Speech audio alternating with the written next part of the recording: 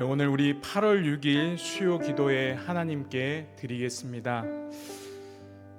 오늘 8계명에 대해서 제가 묵상하면서 드는 생각이, 우리가 남의 것을 탐내지 않고 빼앗지 않고 살아가는 유일한 방법은 자족하며 살아가는 것인데, 그 근본이 무엇인가 생각해 보니까 결국 하나님께서 우리에게 주신 것에, 작은 것에도 감사하며 만족하며 살아가는 것입니다. 그래서 오늘 우리가 부를 찬송, 나 같은 죄인 살리신, 구원해 주신 하나님께 감사하며 우리에게 주신 예수 그리스도보다 더 가장 귀한 것은 없다는 이 찬양의 가사의 고백을 우리가 생각하면서 함께 찬양하며 나아가면 좋겠습니다. 나 같은 죄인 살리신, 우리 함께 찬양 드리겠습니다.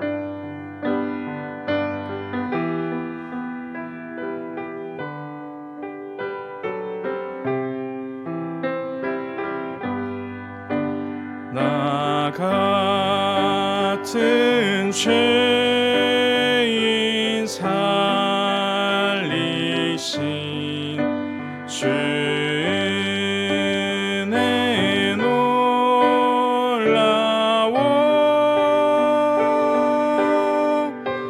잃었던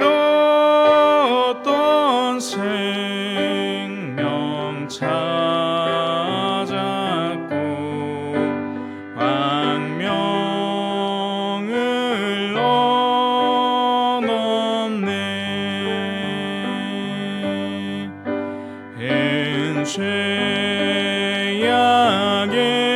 죄악에서 건지신 주 은혜 고마워.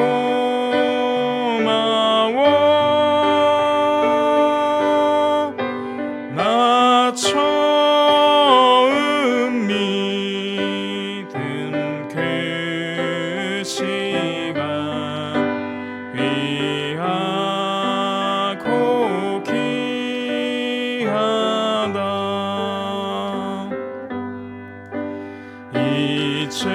이제껏 내가 산 것도 주님의 은혜라. 또 나를 장차 본향에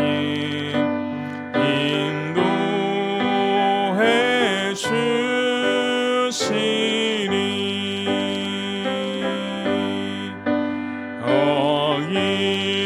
거기서 우리 영원히 주님의 은혜로 해처럼 밝게 살면서 주 찬양하리. 우리 4절 다시 한번 고백하겠습니다. 거기서 우리 영원히, 거기서 우리 영원히 주님의 은혜로 해처럼 밝게 살면서 주 찬양하리라.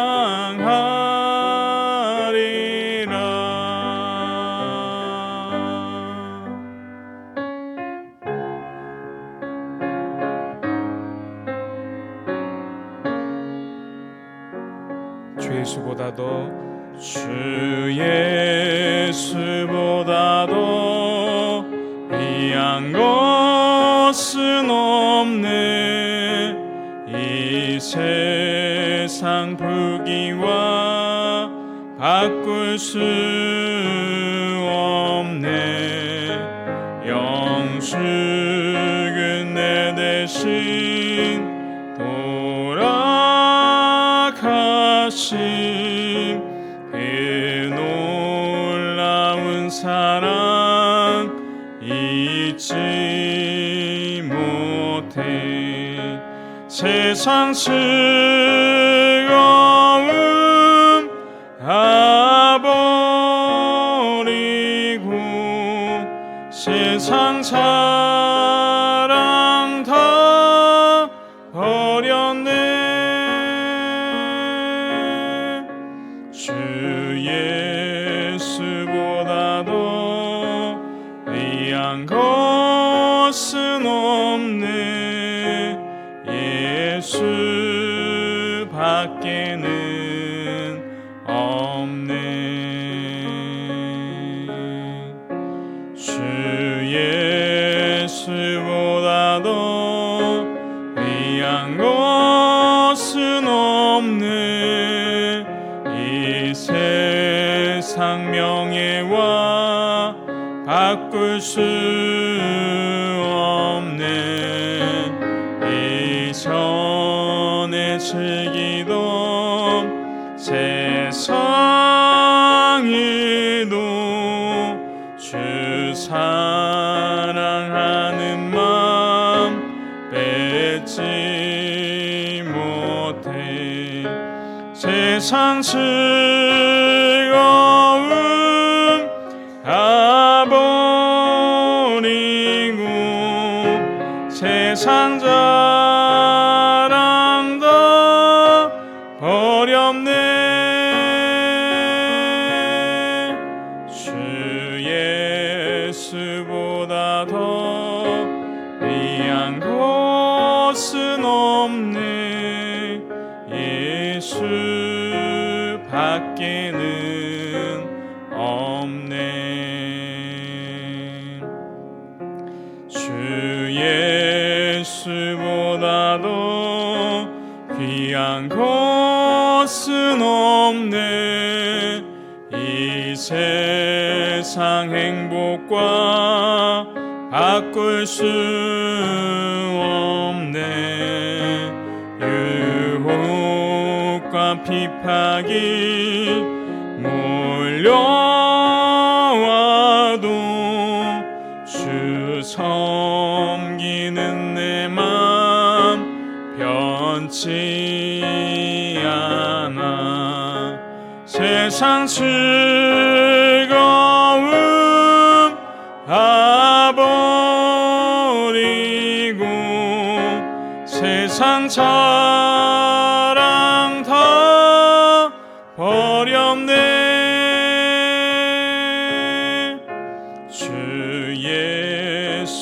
예수보다도 귀한 것은 없네 예수 밖에는 없네.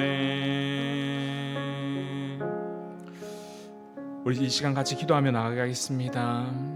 이 찬양의 가사처럼 우리가 세상의 즐거움을 다 버리고 살아갈 때 주 예수보다도 더 귀한 것은 없다는 이 신앙의 고백이 우리 가운데 있게 하시고 오늘 수요 기도의 가운데도 하나님 한 분만을 바라보며 나아갈 수 있는 우리가 되게 해달라고 우리 같이 한번 기도하며 나가겠습니다. 기도드리겠습니다.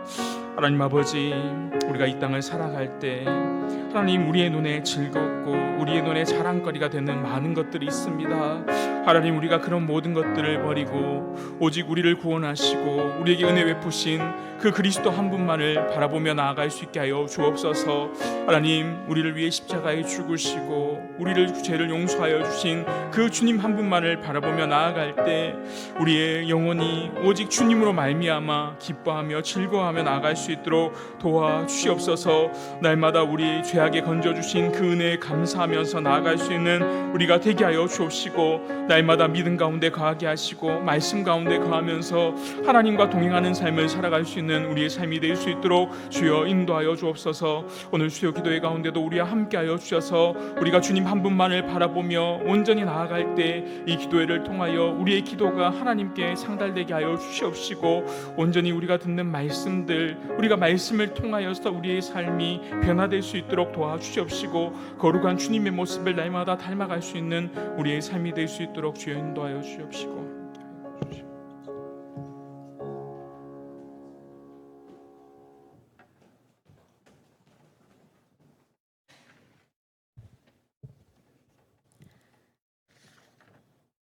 하늘에 계시며 우리와 함께 하시는 하나님을 찬양합니다. 죄와 사망의 그늘에서 우리를 건지시며 하나님의 자녀 삼아 주신 것 감사드립니다.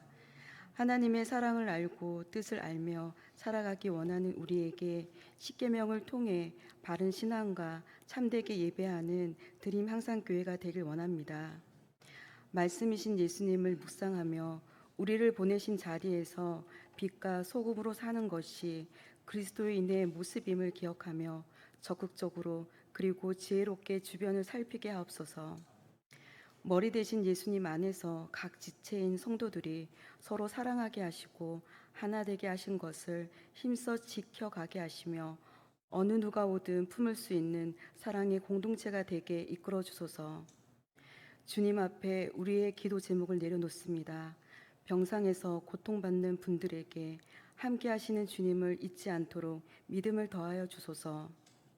인생의 답을 찾지 못해 방황하는 성도들에게 자신의 노력과 힘을 내려놓고 길과 진리 되신 주님을 바라볼 수 있는 믿음의 눈을 열어 주옵소서. 자신이 감당하기 어려운 큰 문제 앞에 서 있는 우리 자녀들이 하나님을 더욱 신뢰하며 고백하길 원합니다.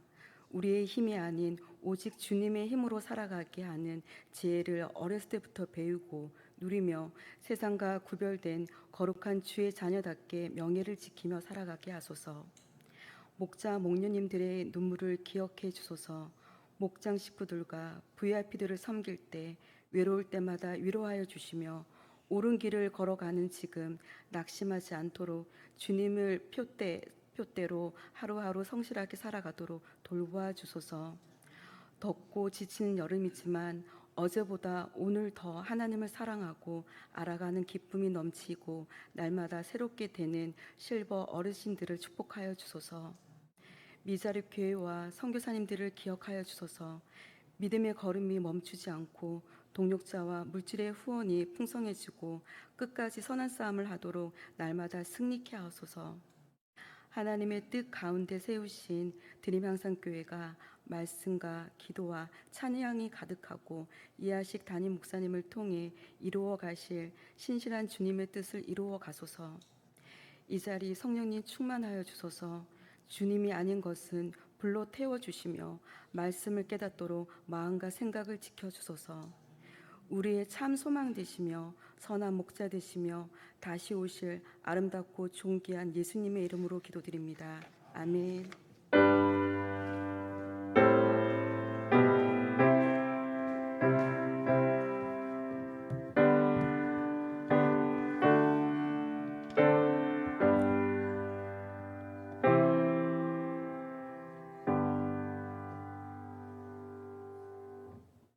오늘 우리에게 주신 말씀은 출애굽기 20장 15절 말씀입니다.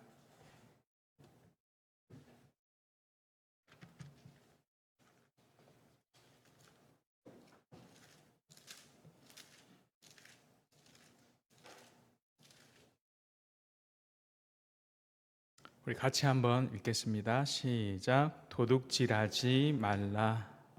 아멘.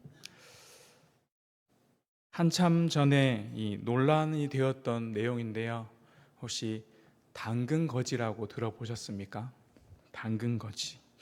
당근을 구걸하는 거지인가? 이 당근거지가 무엇인가 하면 요즘 사람들끼리 중고 플랫폼이라고 해서 이 당근마켓이라고 한 번쯤은 다들 들어보셨을 겁니다.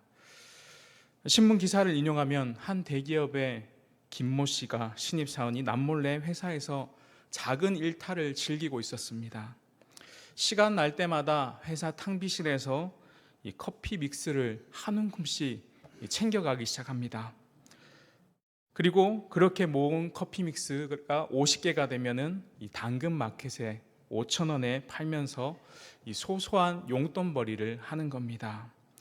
김모 씨 입장에서는 아니 어차피 직원 먹으라고 갖다 놓은 건데 가끔씩 챙겨간다고 회사에 뭐 큰 손해가 되겠는가 이렇게 생각했습니다. 중고거래 플랫폼 당근마켓은 직장인들의 은밀한 이 소확행 창구가 되고 있습니다. 소확행이라는 것은 소소하고 확실한 횡령이라는 뜻입니다. 그러니까 회사 물건을 사적으로 이 소비하면서 만족감을 얻는다는 것이죠. 그래서 사람들이 이 사람들을 가리켜 당근 거지라고 부르기 시작했습니다. 그래서 당근마켓에 가보면 커피 믹스, 햇반, 과자 등 A4 용지, 또 박스 테이프 등 회사에서 필요한 물건들을 낱개로 모아서 파는 것이 주기적으로 올라오는 현상을 나타나기 시작했습니다. 이러한 소확행에 대해서 이 직장인들에 대해서 설문조사를 한번 했습니다. 그랬더니 응답자의 53%가 아니 이거 회사에서 일하면서 먹으라고 준 건데 무슨 문제가 되느냐, 그리고 47%는 아니 일하면서 먹으라고 준 건데 그걸 집에 왜 가져가느냐. 하지만 소확행은 원칙적으로는 이 절도죄에 해당됩니다. 여러분, 당근거지 소확행 말고도 우리 중에 도둑질 한번 안 해본 사람은 아무도 없습니다. 이렇게 얘기하면 또 내가 언제 도둑질을 했을까 이렇게 생각하실 수 있는데, 도둑질이라는 것이 남의 것을 빼앗고 훔치는 것뿐만 아니라 정신적, 육체적인 모든 측면에 해당됩니다. 나중에 뒷부분에 나오겠지만 내가 지각해서 남의 시간을 뺏는 것도 도둑질이 될 수 있습니다. 그러면 다들 한 번쯤 해보셨죠? 예수님께서 율법을 폐하러 온 것이 아니라 완전하게 하러 오신 것이라고 말씀하신 이유는 우리의 생각하는 행동의 죄뿐만 아니라 더 넓은 의미까지도 죄로 여기신다라는 것을 우리에게 알려주시는 것입니다. 그래서 원래 십계명에 주신 그 말씀보다도 더 많은 실천과 더 많은 의미를 담고 있는 것입니다. 그래서 오늘은 제8계명에 대해서 우리 같이 한번 살펴보도록 하겠습니다. 첫째로 8계명의 정신은 무엇입니까? 8계명을 이해하기 위해서는 두 가지 전제가 있습니다. 첫 번째는 이 사유재산, 그리고 두 번째는 청지기 정신입니다. 이 두 가지가 함께 전제되지 않으면 우리는 8계명을 제대로 이해할 수가 없습니다. 첫 번째, 사유재산은 무엇입니까? 도둑질이라는 것은 다른 사람의 것을 훔치는 행위를 우리는 도둑질이라고 이야기합니다. 그렇다면 다른 사람의 것과 나의 것에 구분이 있어야 한다는 것입니다. 그러므로 성경은 사유재산을 인정하는 것을 볼 수 있습니다. 성경이 사유재산을 인정하고 있다는 사실은 오늘 우리가 읽은 본문 출애굽기 20장 17절에 보면 내 이웃의 집을 탐내지 말라, 내 이웃의 아내나 그의 남종이나 그의 여종이나 그의 소나 그의 낙이나 물은 내 이웃의 소유를 탐내지 말라. 이렇게 기록된 제10계명을 통해서 분명하게 나타나고 있습니다. 제10계명을 보면 나의 것이 있고 내 이웃의 것이 있다라는 것입니다.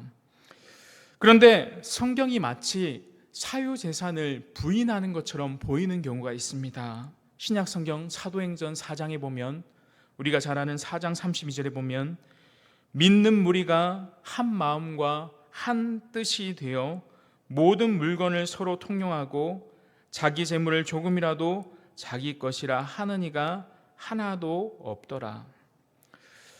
이 말씀을 얼핏 보면 초대교회 성도들은 어떻습니까? 내 것도 내 것이고 네 것도 내 것이고 아무 구분이 없이 물건을 서로 공유한 것처럼 보입니다. 그러나 이 본문은 사유재산을 부정하는 것이 아니라 사유재산을 다른 사람에게 쉽게 내어놓는 특성이 있다는 것을 설명하는 내용입니다. 초대교회가 사유재산을 부정하고 공유재산을 주장하는 것이 아니라 그 사실은 아나니아와 삽비라의 이야기를 통해서 우리는 잘 알 수 있습니다. 사도행전 5장 1절에 보면 이 부부가 자신의 소유를 팔았습니다. 자신의 소유를 팔았다는 것은 초대교회도 어떻습니까? 개인의 재산을, 사유의 재산을 인정했다라는 것입니다. 그리고 자기의 소유를 판 아나니아 부부가 그 중에 일부를 감추고 나머지를 사도들 발 앞에 두었는데, 베드로가 말하기를, 사도행전 4절 말씀입니다. 땅이 그대로 있을 때에는 내 땅이 아니며 판 후에도 내 마음대로 할 수가 없더냐. 어찌하여 이 일을 내 마음에 두었느냐. 사람에게 거짓말한 것이 아니요 하나님께로다 라고 하였습니다. 이 말씀에 따르면 아나니아의 부부 재산은 아나니아의 부부의 것으로 자신들의 마음대로 할 수 있는 것이었습니다. 만약 초대교회가 사유재산을 부정했다면 베드로는 4절 말씀에서 땅이 그대로 있을 때 내 땅이 아니며 판 후에도 내 마음대로 할 수 없더냐고 말하지 않았을 것입니다. 이런 점에서 초대교회 역시도 사유재산을 인정하고 있다라는 것을 우리는 말씀을 통해 볼 수 있습니다. 두 번째는 청지기 자세입니다. 성경이 말하는 사유재산이라는 것은 절대적인 내 것이 아니라 상대적인 것이라는 것입니다. 각 사람이 가진 모든 것은 자기 자신에게서 비롯된 것이 아니라 온 세상의 만물이 주인 되신 창조주 하나님에게서 비롯됐다는 것을 우리는 생각해야 한다는 것입니다. 하나님이 자신이 기쁘시고 선한 뜻에 따라 각 사람의 분량에 맞게 주신 것입니다. 그렇기에 각 사람의 소유는 내 것, 사유재산 자신이 것이기 이전에 하나님의 것임을 우리는 기억해야 합니다. 그리고 하나님의 것이지만 우리가 이 땅을 살고 이 세상을 살아가는 동안 하나님께서 우리에게 맡겨 주셨다라는 것입니다. 그럼에도 불구하고 많은 사람들이 착각하는 것이 무엇입니까? 내 힘과 내 노력으로 이 모든 것을 얻었다라고 생각합니다. 그러나 우리가 가진 힘과 노력뿐만 아니라 모든 것들, 건강과 환경, 근면한 성실한 모든 것까지도 다 하나님이 주셨음을 우리는 기억해야 하는 것입니다. 이 사실을 신명기 8장에서 이야기하고 있는데요. 신명기 8장 12절 말씀부터 우리 같이 18절까지 한번 같이 읽겠습니다. 시작.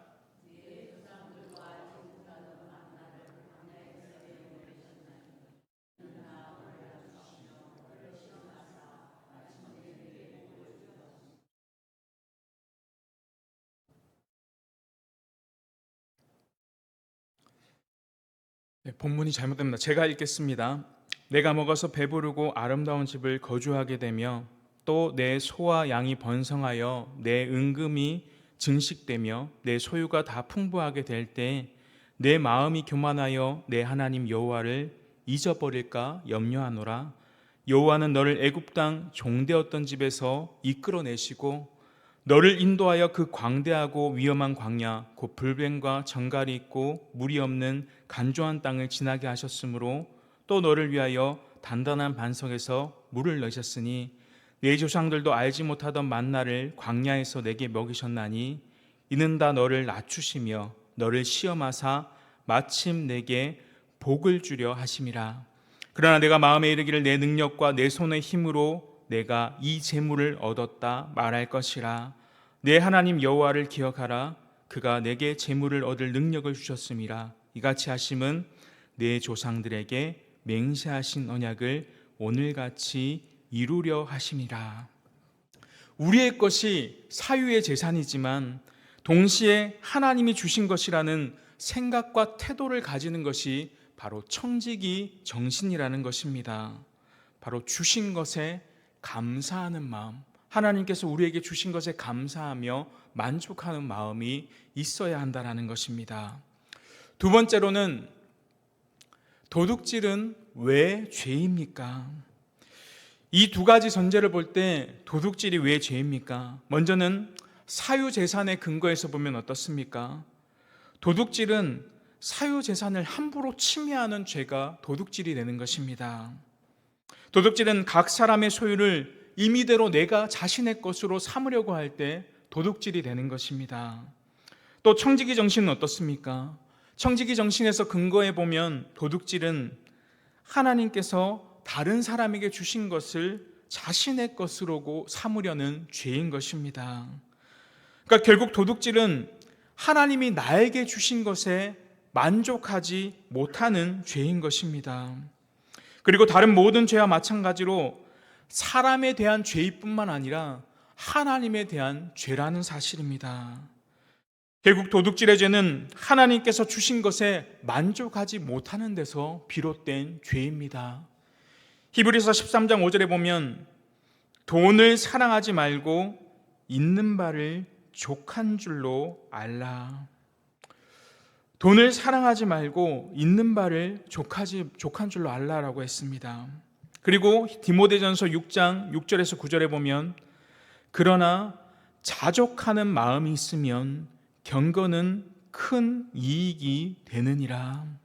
우리가 세상에 아무것도 가지고 온 것이 없음에 또한 아무것도 가지고 가지 못하리니 우리가 먹을 것과 입을 것이 있은즉 족한 줄로 알 것이라.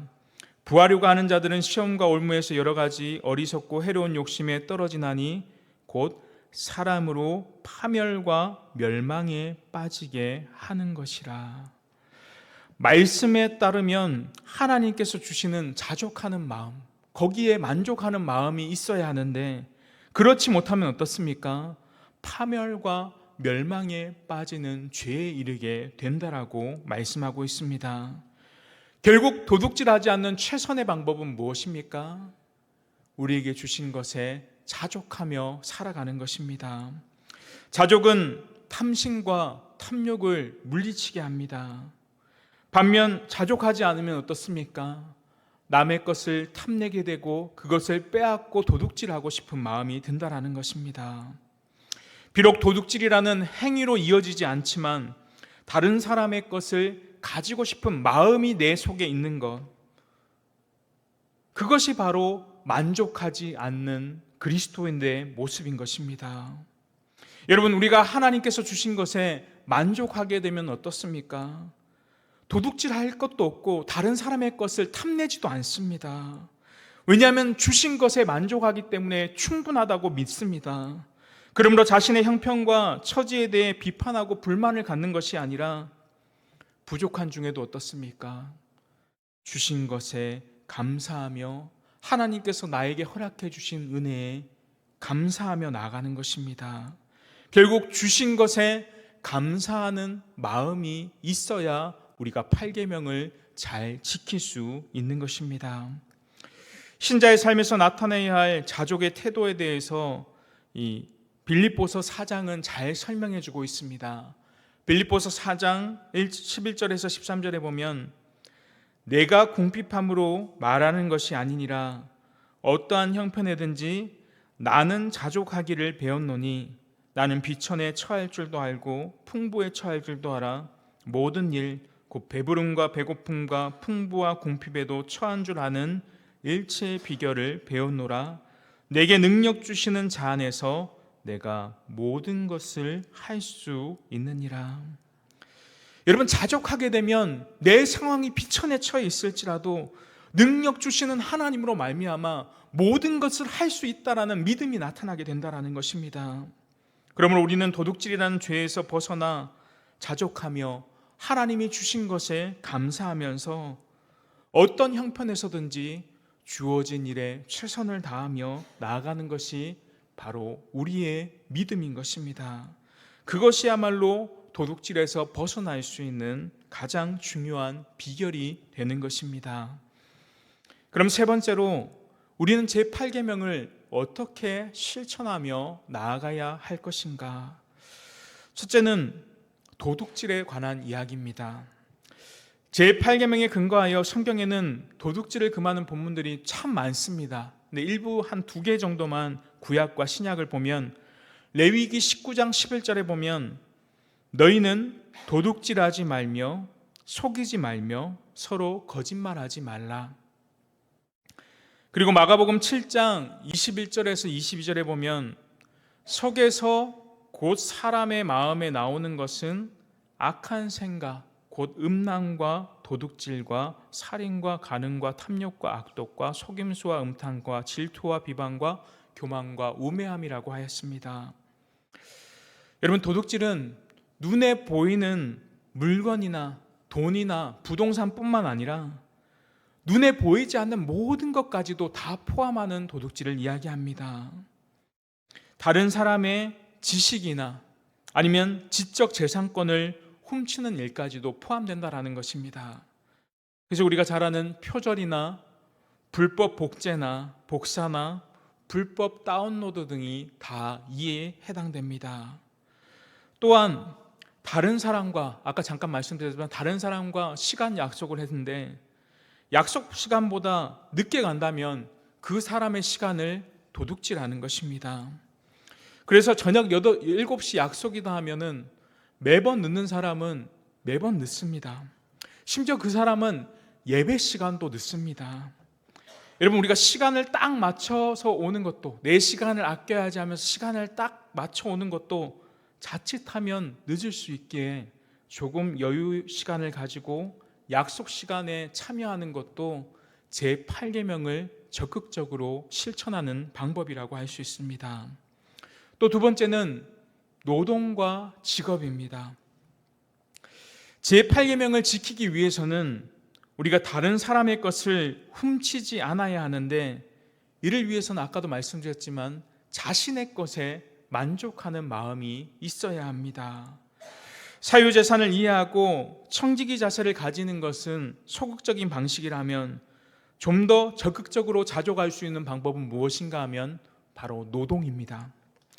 도둑질한다는 것은 열심히 일해서 내 욕구를 채우고 내 부족한 부분을 채우려는 마음이 아니라 일하지 않고 거저 얻으려는 마음입니다. 그래서 도둑질하지 않는 능동적인 방법으로서 노동은 제8계명과 연관된다고 할 수 있습니다. 에베소 4장 28절에 보면 도둑질하는 자는 다시 도둑질하고 돌이켜 가난한 자에게 구제할 수 있도록 자기 손으로 수고하여 선한 일을 하라. 바로 자기 손으로 수고하여 선한 일을 행하라고 말씀하고 있는 것입니다. 결국 우리가 일하는 것을 통해 8계명을 열심히 지킬 수 있는 것입니다. 하나님은 각 사람에게 다양한 기질과 다양한 재능을 허락하셨고 인간 생활의 필요와 편의에 이바지하는 다양한 직업에 종사할 수 있도록 하셨습니다. 그래서 종교 개혁자들의 경우에는 이 노동의 기초가 되는 직업을 하나의 소명으로 보았습니다. 직업이란 하나님께서 사람을 불러 일하도록 둔 것이라고 생각하는 것입니다. 그래서 직업을 정할 때는 하나님의 부르심에 따라 정해야 하고 직장 생활을 할 때는 그것이 하나님의 뜻이 이루어졌다라고 본다라는 것입니다. 그래서 적당한 노동을 통한 재상 증식이 아닌 불로소득에 관심을 가진다면 바로 8계명을 어기는 것입니다. 우리가 잘 아는 불로소득이 무엇이 있습니까? 복권이라든가 도박이 있습니다. 복권과 도박은 하나님께서 허락하신 소명인 직업을 통해서 열심히 수고하고 버는 돈으로 만족하기보다는 일확천금을 기대함으로써 하나님의 섭리를 생각하는 신자로서 결코 해서는 안 되는 일인 것입니다. 하이델베르크 요리문답에 보면 111문에 보면 이 계명에서 하나님이 원하시는 것은 무엇입니까? 라고 질문하고 있습니다. 우리 답 같이 한번 읽어보겠습니다. 시작. 내가 할 수 있고 해도 좋을 경우에는 나의 이웃의 유익을 증진시키며 내가 남에게 대접을 받고 싶은 대로 이웃에게 행하고 더 나아가 어려운 가운데 있는 가난한 사람을 도울 수 있도록 성실하게 일해야 합니다. 여러분, 청지기 정신이 가르치는 것처럼 모든 것은 하나님께로부터 옵니다. 그런데 하나님은 우리의 일, 우리의 수고를 통해 주신다는 것입니다. 그래서 마틴 루터는 하나님은 소 젖자는 일을 통해 우유를 주신다라고 이야기했습니다. 재물을 비롯해 우리에게 필요한 모든 것은 하나님께로부터 오는데 하나님은 노동이라는 수단을 통해 우리에게 주시고 우리에게 허락하신다는 것입니다. 세 번째는 저축입니다. 왜 8계명을 지키는 방법이 저축일까요? 저축은 노동으로 얻은 재산을 저축하면서 앞으로 일어날 일에 대해서 대비하는 것입니다. 만일 우리가 미리 준비하지 않고 갑자기 어려움이 닥치게 된다면 내 것으로는 그것이 해결될 수가 없습니다. 결국 그렇게 되면 어떻습니까? 다른 사람의 것을 탐내게 되고 더 나아가 도둑질로 이어질 수 있습니다. 그래서 저축은 하나님에 대한 불신앙이 아니라 철저히 청지기 정신에 근거한 저축이 되어야 합니다. 그리고 네 번째는 일 중독과 휴식입니다. 제8계명을 능동적으로 지키기 위해서는 노동하는 것은 좋은 것이지만 그것 역시도 지나치게 되면 죄가 된다라는 것입니다. 전도서 5장 12절에서 13절에 보면 노동자는 먹는 것이 많든지 적든지 잠을 달게 자거니와 부자는 그 부유함 때문에 자지 못하느니라. 내가 해 아래서 큰 패단이 되는 일이 있거늘 보았느니 곧 소유주가 재물을 자기에게 해가 되도록 소유하는 것이라.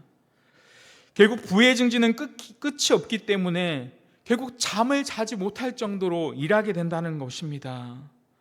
그리고 전도서 5장 18절에 보면 사람이 하나님께서 그에게 주신 바 그 일평생 먹고 마시며 해 아래에서 하는 모든 수고 중에서 낙을 보는 것이 선하고 아름다움을 내가 보았나니 그것이 그의 몫이로다. 성경은 일할 것과 부를 증진시킬 것을 말하지만 그것이 지나치게 되면 바람직하지 않다라고 말씀합니다. 많은 그리스도인들이 노는 것이나 여가를 즐기고 쉬는 것, 심지어 먹고 마시는 것에 너무나 죄악시하며 지나치게 죄로 보는 경향이 있습니다. 자기를 부인하고 우리가 금욕 생활을 하는 것을 선이라고 생각하고 기뻐하고 낙을 누리는 것을 죄 짓는 것이고 악한 것이라고 생각하는 사람들이 의외로 많다라는 것입니다. 하지만 그 생각은 전도서 5장 아까 읽은 말씀에 비롯해 볼 때 결코 바람직하지 않습니다. 그렇게 무조건 노동하는 것이 최선이 아닙니다. 오히려 노동 가운데는 적당한 쉼도 필요하다라는 것입니다. 하나님은 우리에게 누림과 휴식, 안식을 허락하셨습니다. 노동의 이면에는 그 뒤에 쉼을 허락하셨다는 것입니다. 여러분, 우리가 쉬지 못하는 이유가 무엇입니까? 쉬지 못하는 경우, 많은 경우는 하나님에 대한 불신앙 때문에 쉬지 못하는 것입니다. 하나님을 못 믿기 때문에 내가 쉬지 못하는 것입니다. 내가 주일날 가게를 하고 있는데 주일날 문을 닫으면 어떻게 될까? 여러분, 모든 것을 내가 주도하고 내가 마무리해야 한다고 생각하기 때문에 그 일에서 손을 놓지 못하는 것입니다. 그러나 하나님이 우리와 함께 하신다면 하루 덜 일한다고 해서 덜 성취되거나 더 뒤처지지 않는다는 것을 우리는 기억해야 합니다. 다섯 번째는 불법적인 재산의 축적입니다. 재산을 축적하는 과정이 불법적이라면 8계명을 어기는 것입니다. 여러분, 도둑질이라는 것이 우리가 단순히 물건을 훔치는 것도 의미하지만 넓게 생각하면 거짓이나 과장을 통해서 부당 이득을 취하는 것도 포함됩니다. 그러므로 불법적인 재산 축적에 해당되는 것들이 바로 도둑질에 해당되는 것입니다. 성경에서 직접 언급하는 것은 이 저울을 속이는 일을 대표적인 예로 들고 있습니다. 우리가 잘 아는 원료의 함량과 구성 비율을 제대로 표시하지 않고 적어놓고 판매하는 것도 도둑질이고, 과자 광고에 보면 과자 그림은 이만한데 들어있는 것은 요만한 거, 이거 과대 광고 역시도 과대 포장이나 이것도 도둑질이라 할 수 있습니다. 또 대기업의 담합이나 독과점, 이것도 도둑질이라 할 수 있고, 고용인이 피고용인의 노동에 대해서 제대로 임금을 지불하지 않는 것도 도둑질입니다. 근데 반대로 우리가 한번 생각해 보면 피고용인도 마찬가지입니다. 자신의 임금이나 월급이 정해져 있다고 해서 일을 게을리하거나 소홀히 하는 것도 도둑질이 될 수 있습니다. 예를 들어 제가 한번 이야기해 보겠습니다. 우리가 직장에서 근무 시간에 큐티를 하고 성경을 읽는 것을 어떻게 봐야 하겠습니까? 근무 시간에 교회에 할 일들이 있어서 엑셀 작업하고 보고할 것들, 문서 작업하는 거, 여러분, 이것이 어떨까요?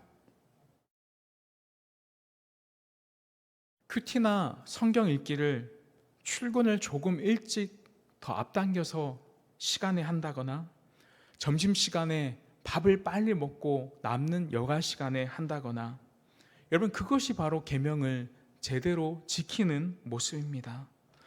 여러분, 제가 교육자실에서 앉아서 컴퓨터로 하루 종일 집에 쿠팡으로 장보고 여러 가지 막 집안일들 다 한다고 생각해 보십시오. 그리고 출퇴근 시간도 제 마음대로 멋대로 막 여기 갔다 저기 갔다. 여러분, 그것이 바로 8계명을 어기는 것 아니겠습니까? 직장에서 나에게 맡겨진 일들에 최선을 다하고 남는 시간, 여가 시간을 이용하는 것.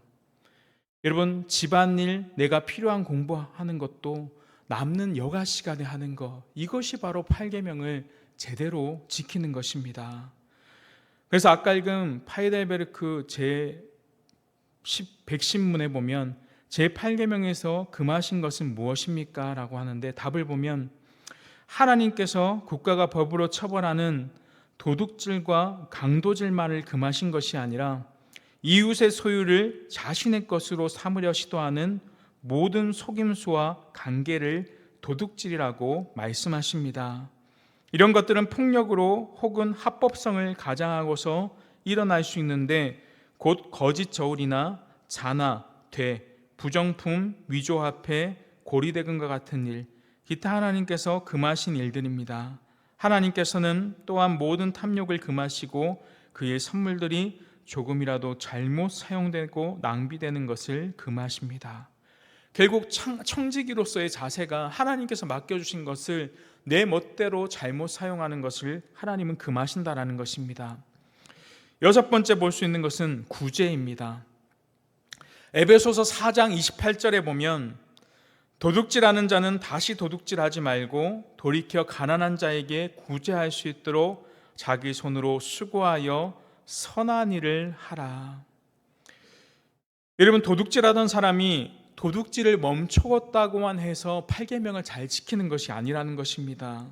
도둑질을 멈추고 자기 손으로 수고하며 살아야 합니다.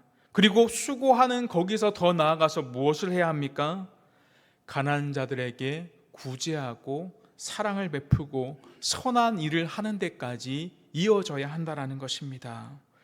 그러니까 도둑질이라는 것이 남의 것을 훔치는 것이라면 노동은 자기의 것을 버는 것이고, 구제는 어떻습니까? 내 것을 다른 사람에게 주는 것 아니겠습니까? 결국 이 8계명은 구제까지 이르게 한다라는 것입니다. 그래서 칼뱅은 이렇게 말합니다. 하나님의 재산을 위탁받은 부유한 청지기가 가난한 이웃에게 물질을 순환시키지 않는 것은 도둑질이고 신성모독이다. 결국 가난한 자를 구제하지 않는 것은 죄가 되며, 이것은 결국엔 어디에까지 이른다는 것입니까? 신성모독에 이르는 죄라라고 이야기하고 있습니다. 그러니까 도둑질은 단순히 다른 사람의 것을 훔치는 것뿐만 아니라 우리가 사랑의 법칙으로 내 것을 나누는 데까지 실천이 이루어져야 한다는 것입니다. 하나님이 우리에게 주신 것을 나만 누리는 것이 아니라 어려운 자들에게 돌려주고 베풀어 주는 것, 그것이 하나님께 받은 은혜에 감사하며 8계명을 지키는 것입니다.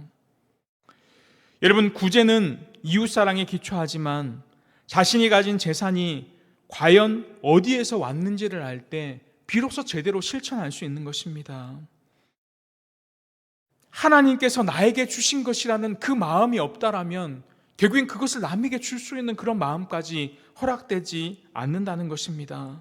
우리는 청지기 정신을 통해 하나님께서 나에게 맡겨주셨다, 하나님의 명령대로 주신 것에 감사하며 내어놓는 마음이 있을 때 구제할 수 있는 것입니다. 즉, 자기의 것을 주는 것이 아니라 우리는 하나님이 주신 것을 다른 사람에게 주는 것이 구제인 것입니다. 청지기로서 주인의 명령에 따라 우리는 이 의무를 실천하며 나아가는 것입니다. 또 7번째는 바른 소비입니다. 하나님께서 주신 재산을 청지기 정신을 가지고 어떻게 사용하느냐는 참 중요합니다. 그러므로 바른 소비는 제8계명을 지키는 적극적인 방법이라고 할 수 있습니다. 여러분, 소비의 기본은 무엇입니까? 우리가 잘 아는 의식주에 대한 지출입니다. 나아가 가족을 부양하기 위해 소비해야 합니다. 그리고 인간다는 삶을 적절하기 위해 아까 말한 저축도 하고 어려운 사람들을 돕는 일에도 사용될 수 있습니다. 근데 이 위에 지나친 낭비와 탐욕, 불필요한 소비는 제8계명을 어길 수 있다는 것입니다. 그래서 내 형편에 따라 맞게 소비하고 어려운 이웃을 생각하며 소비해야 한다는 것입니다. 웨스트민스터 대요리 문답 제141문에 보면 이 소비에 대해서 검소함이 언급되고 있는데, 여러분, 우리가 이 부분을 문자적으로 봐서 검소함을 추구해서는 안 된다는 것입니다. 그러니까 무조건적인 검소함이 좋은 것은 아닙니다. 적절한 소비가 있어야 하는 것입니다. 만약에 우리가 아무도 소비하지 않고 살아간다면 어떻습니까? 경제는 돌아가지 않습니다. 결국 우리가 소비를 하면 그 소비를 통해 누군가의 소득이 된다라는 것을 생각하면서 적절한 소비가 필요한 것입니다. 그리고 8번째는 빚, 부채와 이자에 관한 이야기입니다. 먼저 빚은 무엇입니까? 로마서 13장 8절에 보면 피차 사랑의 빚 외에는 아무에게도 아무 빚도 지지 말라. 남을 사랑하는 자는 율법을 다 이루었느니라. 이 말씀을 문자적으로 잘못 이해했기 때문에 빚을 지면 안 된다고 생각했습니다. 그런데 해당 본문은 흔히 생각하는 여기서 빚은 부채에 관한 내용이라기보다는 모든 그리스도인이 하나님께 사랑받고 있기 때문에 그 사랑의 빚진 자로 살아가야 한다. 그리고 이웃을 내 몸같이 사랑하라는 명령을 받았으니 그 사랑을 실천하는 빚을 지고 있다는 것을 말씀하기 위해서 우리에게 주신 말씀입니다.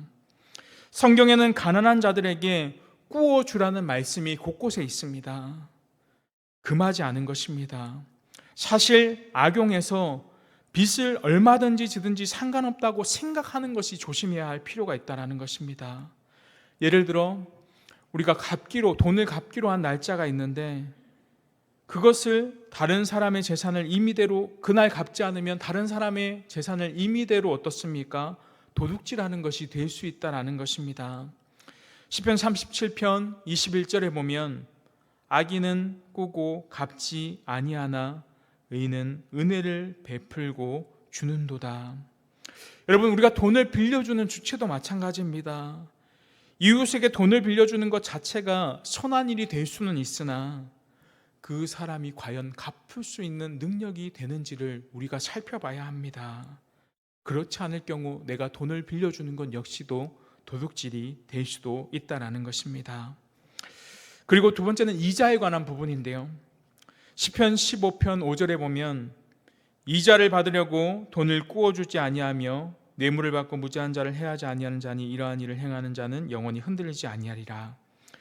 이 말씀에 근거하여 AD 775년에 열린 니케아 종교회의에서 이 이자놀이를 금지하는 법안이 통과되었습니다. 그러니까 남에게 빌려준 돈에 대해서 이자를 받는 것을 죄로 여기며 금지시켰다는 것입니다. 그리고 1179년에 이 제3차 라테난 회의에서는 대여에 대한 모든 이자를 금지시켰습니다. 그래서 신자가 은행과 같은 금융업에 종사하는 것도 금지시하던 적이 있었습니다. 그러나 성경은 이자 자체를 금하고 있는 것은 아닙니다. 이 말씀에서 이자를 금하고 있는 상황을 자세히 보아야 합니다. 성경에서 금하는 이자는 단순히 이자를 받는 것을 금하는 것이 아니라 가난한 자들에게 과도한 이자를 받는 것을 금하는 것입니다. 가난한 사람들에게 필요한 돈을 위해 빌려주면서 그의 대가로 과도한 이자를 부과하게 될 때 그들은 결국 가난한 사람들에게 더 큰 부담이 되어 큰 위험에 빠질 수 있기 때문에 금하는 것입니다. 우리가 이것을 이해하기 쉽게 표현한다면 고리대금업과 같은 것을 금하는 것입니다. 예를 들어 30%가 넘는 고금리로 가난한 사람들에게 돈을 빌려주면 나중에 그 이자를 통해서 그 돈이 착취되고 그 사람들이 어려움에 빠질 수 있기 때문에 바람직하지 않다라는 것입니다. 결국 8계명에 담겨진 계명을 통해서 우리에게 알려주시는 것은 무엇입니까? 그 계명 안에 숨겨져 있는 하나님의 사랑을 깨닫고 온전히 실천해야 한다라는 것입니다. 말씀했습니다. 하나님은 8계명을 통해 각 사람의 사유재산을 보호하십니다. 제8계명을 통해 하나님은 우리의 소유가 우리의 것이 아니라 우리의 모든 것이 하나님의 것임을 가르쳐 주셨습니다. 제8계명을 통해 하나님은 우리의 것을 다른 사람이 빼앗아 가는 것으로부터 보호하십니다. 또 우리로 하여금 다른 사람의 것을 함부로 빼앗지 못하게 하시며 다른 사람의 것을 탐내기보다는 자신의 것에 만족하며 하나님께 주신 것에 먼저 감사하기를 원하신다라는 것입니다. 제8계명은 우리가 어떤 상황에 처하든지 그 상황을 하나님께서 주신 것으로 알고 만족하며 살아가는 것을 배우게 합니다. 다른 사람의 것을 탐내기보다는 오히려 성실히 일하도록 만든다는 것입니다. 결국 내가 얻게 되는 것은 내 노력에 의한 것이 아니라 하나님이 우리에게 맡겨주신 것이라는 청지기의 정신이 있어야 합니다. 나아가 가난한 자들을 돕게 하며 이로 세상을 유지하게 만드신다는 것입니다.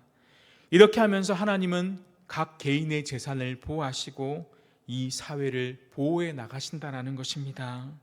우리가 제8계명에 담긴 하나님의 사랑과 배려를 깨닫고 우리가 배운 것들을 온전히 실천하면서 먼저 주신 은혜에 감사하며 그것들을 베풀고 나아가는, 만족하며 살아가는 저와 여러분의 삶이 되시기를 소망합니다.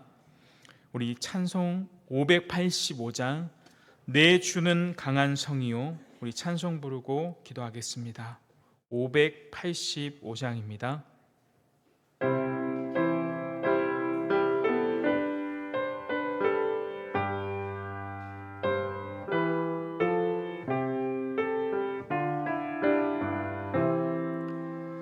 내 주는 강한 성이요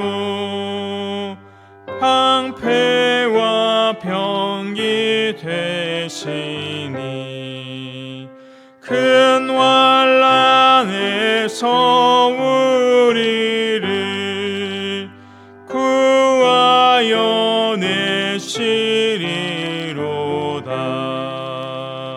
옛 원수 마귀는 이때도 힘을 써 모략과 권세로 무기를 삼으니 천하에 누가 당하랴. 내 입만 의지할 때는 패할 수밖에 없도다. 힘 있는 장수 나와서 날 대신하여 싸우네. 이 장수 누군가? 주 예수 그리스도 만군의 주로다. 당할 자 누구랴? 반드시 이기리로다. 이 땅에 마귀 들끓어 우리를 삼키려 하나. 겁내지 말고 섰거라. 진리로 이기리로다.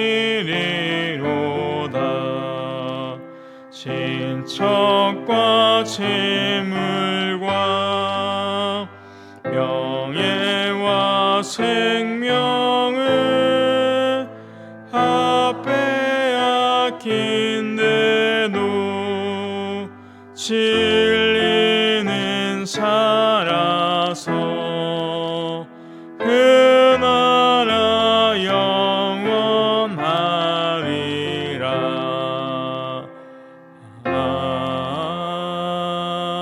아멘. 우리에게 물질의 탐심을 가지고 마귀는 늘 공격합니다. 우리가 재물을 다 빼앗긴다 하더라도 찬양의 기사처럼 우리에게 재물이 다가 아니라 진리이신 예수 그리스도가 우리의 삶의 전부가 되어야 합니다. 우리는 다만 청지기 자세로 주신 것에 자족하며 감사하며 나아갈 뿐입니다. 오늘 말씀 생각하면서 우리 세 가지 기도 제목 가지고 기도하겠습니다. 첫째로는 청지기 정신을 가지고 나의 모든 것이 하나님의 것임을 깨닫게 하여 주옵소서. 두 번째는 자족하는 마음으로 탐심과 탐욕을 물리치며 나아가는 우리가 되게 해달라고. 그리고 마지막 세 번째로는 하나님의 주신 것을 잘못 사용하거나 낭비하지 않게 그렇게 살아가는 우리가 되게 해달라고 우리 말씀 생각하며 기도하며 나아가겠습니다. 기도드리겠습니다. 하나님 아버지, 하나님께서 우리 각자에게 너희 것이라는 사유재산을 허락하셨습니다. 그러나 그 재산은 절대적인 내 것이 아님을 고백합니다. 온 세상의 주인은 하나님이시며 우리에게 주신 것은 하나님이 기쁘시고 선한 뜻에 따라 사용하라 우리에게 맡겨주신 것임을 고백합니다. 우리가 우리의 힘과 노력으로 얻은 것으로 생각하는 것들 버리게 하여 주시옵소서. 오직 천지기의 마음으로 하나님이 맡겨주신 것에 감사하며 사용하는 우리가 되게 하여 주옵소서. 우리에게 재물을 얻을 능력을 주신 하나님 감사합니다. 언약에 신실하신 그 하나님 한 분만을 의지하며 믿으며 나아갈 수 있는 우리가 되게 하여 주옵소서. 발기명을 통해 도둑질하지 말라는 명령을 우리가 이 땅에서 지키지 못함은 우리에게 주신 것에 만족하지 못하고 자족하지 못하는 삶인 때문을 고백합니다. 우리가 가지고 있는 것에 대해 늘 족한 줄 아는 그러한 마음 갖게 하여 주옵소서. 우리가 족한 줄 알아야 함에도 불구하고 우리의 욕심과 탐욕으로 인하여 이러한 죄를 짓지 않게 하여 주옵소서. 우리는 세상에서 아무것도 가지고 온 것이 없다는 것을 깨닫고 아무것도 가지지 못한 것을 분명히 알게 하여 주옵소서. 하나님이 주신 말씀에 따라 순종하여 주신 것에 족한 줄 아는 삶을 살아가게 하여 주옵시고, 우리가 모든 것을 할 수 있는 것이 아니라 우리에게 능력 주시는 그 하나님으로 말미암아 모든 것을 행하는 은혜를 허락하여 주실 때 가능한 것임을 우리가 깨닫고 고백하며 나아갈 수 있는 우리가 되게 하여 주옵소서. 하나님, 우리가 팔기명을 실천함에 있어서 참 많은 도둑질인 것을 말씀을 통해 깨닫습니다. 눈에 보이는 것뿐만 아니라 눈에 보이지 않는 것까지도 다른 사람의 것을 도둑질하며 살아가지 않도록 우리의 삶을 붙들어 주시옵소서. 성령 하나님, 우리의 마음에 찾아오시고 우리의 마음을 붙들어 주셔서 날마다 그 성령 하나님으로 말미암아 우리의 삶이 변화되는 그러한 삶이 될 수 있도록 도와주옵소서.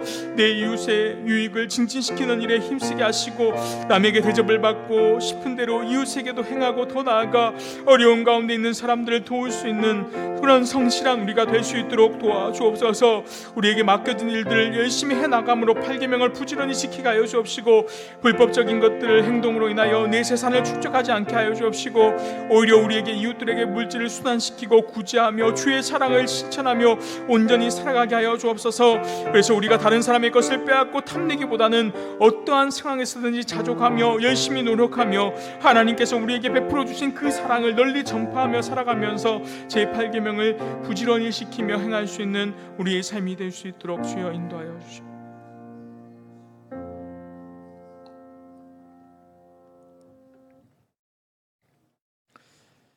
하나님 아버지, 우리 각 사람에게 소유를 허락하셨습니다.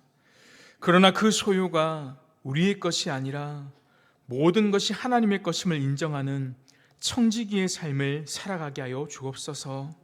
하나님이 우리에게 허락하신 것에 자족하는 삶을 살게 하시고 주신 것에 늘 감사하며 살아가는 우리가 되게 하여 주옵소서. 다른 사람의 것을 탐내기보다는 내가 열심히 노력하여 얻은 것에 감사하게 하시고 우리의 노력으로 얻은 것조차도 하나님께서 나에게 맡겨주신 것임을 깨닫고 주님이 가르쳐 주신 대로 가난한 자를 돕고 흘려보내는 일에 힘쓸 수 있는 우리가 되게 하여 주옵소서. 그래서 제8계명에 담겨진 하나님의 배려와 사랑을 깨닫고 온전히 이 한 주간도 그 주의 사랑을 실천하며 나아갈 수 있는 드림양상교회 공동체가 될 수 있도록 주여 인도하여 주옵소서. 주 예수 그리스도의 이름으로 기도합니다. 아멘. 우리 이 시간 기도하실 때 교회를 위해서 같이 기도했으면 좋겠습니다.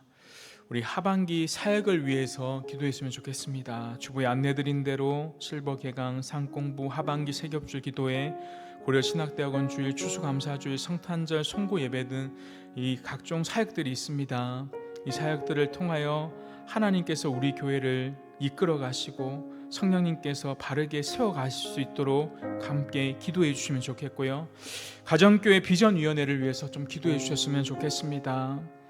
이기 사역을 위해서 많은 열심을 내고 있는데 이제는 분과별 토의와 포럼들을 통해서 많은 의견들을 나누려고 합니다. 이 가운데 하나님 함께 하시고 지혜 주셔서 귀한 일들 해나갈 수 있도록 함께 해달라고 기도해 주시고요. 그리고 담임 목사님 안식년을 위해서 기도해 주셨으면 좋겠습니다. 이제 8월 마지막 주에 복귀하시는데 남은 기간 동안 재충전의 시간을 갖고 온전히 하나님과 귀한 은혜의 시간 될 수 있도록 하나님 함께 해달라고 남은 안식년 기간 가운데 하나님 함께 해주실 수 있도록 우리 교회를 위해서 기도해 주시고요. 또 우리 성도를 위한 중보기도 같이 하겠습니다. 김미작 원사님 신부전증으로 무리 차지 않도록, 또 11월 3일에 신장이 있는 암 수술 예정 중이 있는데 수술할 체력과 여러 가지 여건들 다 함께 해주시도록, 장한현 집사님 사창암 치료 중에 잘 견딜 수 있도록, 이민영 자매님 항암 치료 계속 잘 될 수 있도록, 박상우 형제님 간과 신장의 수치 잘 유지될 수 있도록 우리 교회를 위해서 또 성도들을 위해서 함께 기도하고 자유롭게 돌아가시겠습니다. 기도하겠습니다. 하나님 아버지, 드림양상교회 사역을 위해 기도합니다. 하나님, 우리 교회 2025년 성령님께서 이끌어 가시는 교회로 하나님 목표를 갖고 나아가고 있습니다. 하나님, 우리 교회를 지금까지도 지켜주시고 인도하여 주신 하나님의 은혜와 사랑에 참 감사합니다. 특별히 하반기 실버 개강을 통해 실버 목장이 더욱 활성화되게 하시고 우리가 상 공부를 통하여서 하나님의 말씀을 더욱더 잘 배우고 신앙 가운데 굳건하게 설 수 있도록 도와주옵소서.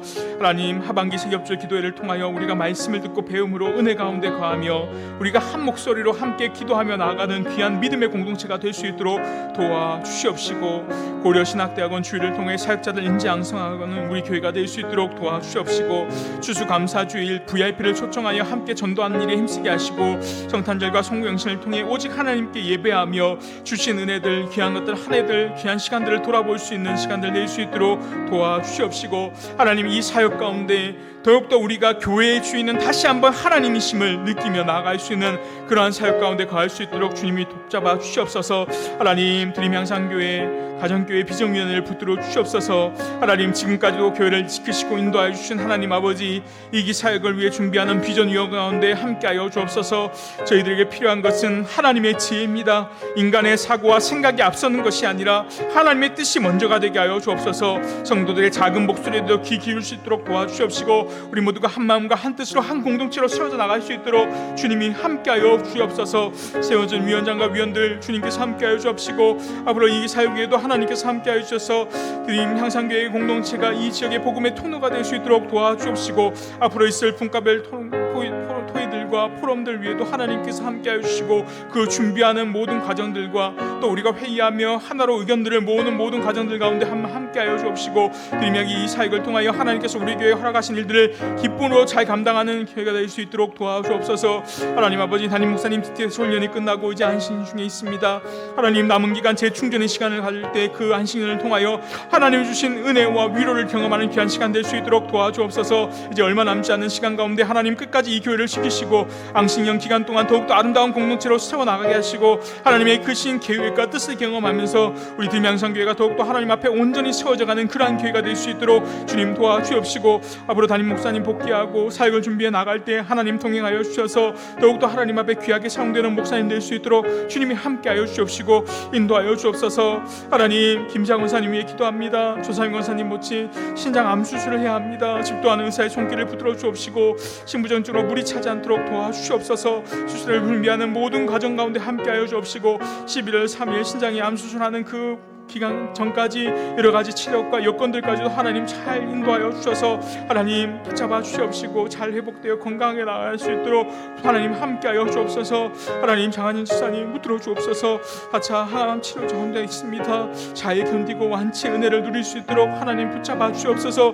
항암 부작용이 없도록 하여 주옵시고 식사하고 하나님 치료하는 모든 회복의 과정 가운데 함께하여 주셔서 몸의 모든 여건들 치료까지도 하나님 잘 붙들어 주셔서 항암 치료 하는데 어려움 당하지 않도록 붙들어 주옵시고 하나님께서 그 가운데도 견고한 믿음 가운데 세워주셔서 집사님과 동행하시며 함께하여 주시옵소서. 임영 자매님 위해 기도합니다.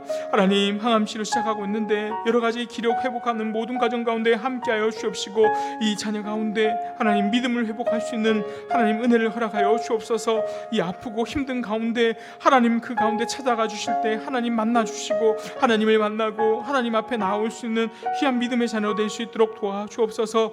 박상우 형제님 하나님 계속해서 신장 수치 높게 나오고 있는데 하나님께서 붙잡아 주시옵소서. 하나님께서 함께하여 주옵시고 간과 신장의 수치를 잘 유지되어 하나님 치료될 수 있도록 도와주옵시고 그 마음 가운데 예수 그리스도를 고백하며 믿음으로 나아갈 수 있도록 그 마음 문을 열어주옵시고 날마다 그 마음 가운데 찾아가 주옵시고 그 가정 가운데도 하나님 함께하여 주옵소서. 하나님 성도들 많은 어려움들 당하고 있습니다. 뭉치 말하지 못하고 하나님 우리는 알 수 없는 고통이지만 그 가운데 늘 함께하시는 하나님 붙들어 주옵시고 때로는 질병 가운데 고통당하고 여러 가지 물질과 경제적인 어려움으로 하나님 고통당하는 성도들 하나님 찾아가 주옵소서. 특별히 우울증과 공황장애로 인해 힘들어하고 있는 성도들 하나님 그들의 마음을 움직여 주옵시고 그들의 마음을 위로하여 주옵시고 하나님 그들이 아프하고 못 견디하고 힘들어할 때마다 하나님께서 그 마음을 어루만져 주시옵시고 그 고통 가운데서도 하나님 한 분만을 의지하며 더 나아갈 수 있도록 붙잡아 주시옵시고 하나님 도와주시옵소서. 하나님 오늘도 우리가 기도하는 모든 것들 하나님 들어주시옵시고 우리가 하나님 한 분만을 의지하며 나아갈 때 우리가 하나님 한 분만으로 만족하며 기뻐하며 살아갈 수 있는 우리의 복된 삶이 될 수 있도록 도와주시옵시고 주신 것에 감사하며 살아갈 수 있는 우리에게 하여 주시옵소서.